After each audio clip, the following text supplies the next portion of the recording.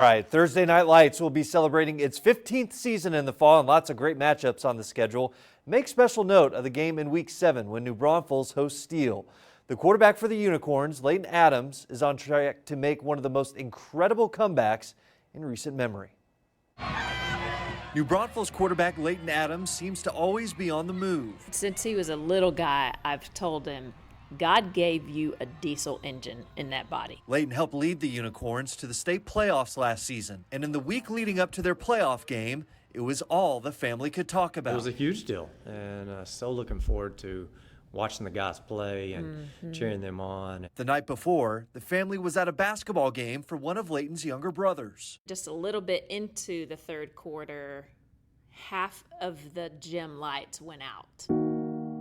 Leighton had made the regrettable decision to climb this utility pole outside. He was in a time of life where he was a risk taker. I ended up coming into contact, we learned, with 7,200 volts, and a fall from 35 plus feet is no joke. The fall fractured 2 vertebrae in Leighton's back. He also suffered a compound fracture in his ankle, along with 2nd and 3rd degree burns on his arms. His father was the first to find him. And I could see Leighton laying about 8 feet from the pole. And I was just writhing in pain, and you're still kind of not all there consciously. Paramedics quickly arrived and rushed Leighton to the hospital. One of the paramedics said, "Your boy's gonna make it," and I held on to that. Meantime, the news of Leighton's injuries quickly spread. Got a call that he had that accident and got electrocuted, and at that time the word on the street, so to speak, it's not good. Doctors and nurses put Leighton on a ventilator after he arrived. When I had the ventilator in my mouth, I remember like trying to chew on it and bite it out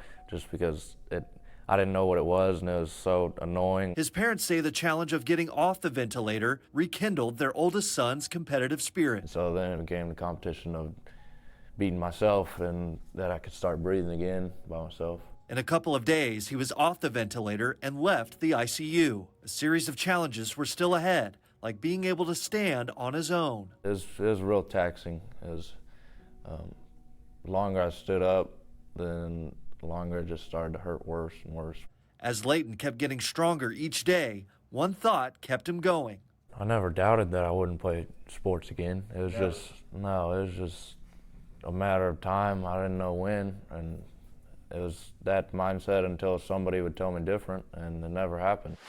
Leighton began working with a team of physical therapists, starting small at first. The BLT, the bending, lifting, and twisting that I couldn't do. But he just had to keep moving.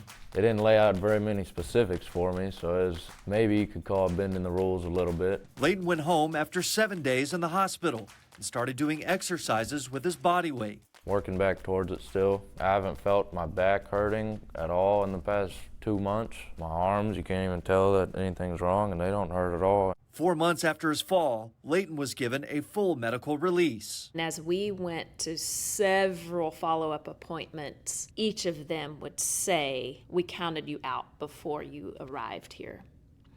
Leighton and his parents consider his recovery nothing short of a miracle. It is. It is. It's incredible. Yeah. Thankfully, physically, he's pretty much going back to life as normal. And that includes returning to the football field next season, which Leighton fully plans to do. I've been lifting and throwing quite a bit with the guys. That's a miracle kid.